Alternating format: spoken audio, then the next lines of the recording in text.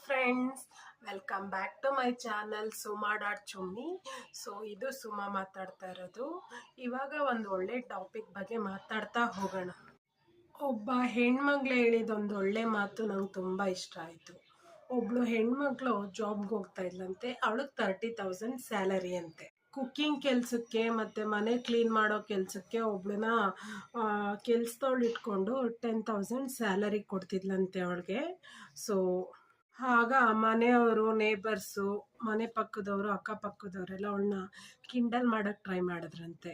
So ನಿನಗೆ ಬರೋದೇ 30,000 salary, ಅದನ್ನು 10,000 ಮನೆ ಕೆಲಸದವ್ರಿಗೆ 10,000 ಕೆಲಸದವ್ರನ್ನ ಇಟ್ಕೊಂಡು ನೀನು ಸ್ಟೇಟಸ್ ಶೋ ಅಪ್ ಮಾಡ್ತಾ ಇದೀಯಾ, ತುಂಬ ದಿಮಾಕ್ ಕ್ರಿಯೇಟ್ ಮಾಡ್ತಾ ಇದೀಯಾ, ಆರೋಗ್ಯಂಟಾಗಿ ಬಿಹೇವ್ ಮಾಡ್ತಾ ಇದೀಯಾ.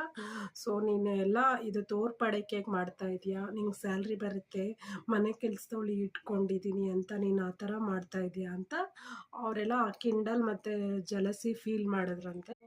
ಆವಾಗ ಹುಡುಗಿ ಹೇಳಿದ್ಲಂತೆ, ನನಗೆ 30,000 ಸಂಬಳ ಬಂದು ನನ್ನ ಆಫ್ ದಿ ಶೇರು ಕೆಲ್ಸದವ್ರು ಕೊಟ್ಟರು ಪರವಾಗಿಲ್ಲ, ಸ್ಯಾಲ್ರಿ ಕೊಟ್ಟು ಮನೆ ಕೆಲಸದವರು ಮತ್ತು ಮಗುನ ನೋಡ್ಕೊಳ್ಳೋ ಕೆಲಸದವ್ರು ಇಟ್ಕೊಳ್ಳೋದ್ರಿಂದ ನನಗೆ ಕೆಲಸಗಳು ಬೇಗ ಆಗುತ್ತೆ. ಸೊ ನನ್ನ ಈ ಥರ ಸಂಬಳ ಕೊಟ್ಟು ಇಟ್ಕೊಳ್ಳೋದ್ರಿಂದ ಎಲ್ಲ ಕ್ಲೀನ್ ಆ್ಯಂಡ್ ಕರೆಕ್ಟಾಗಿ ಆಗುತ್ತೆ.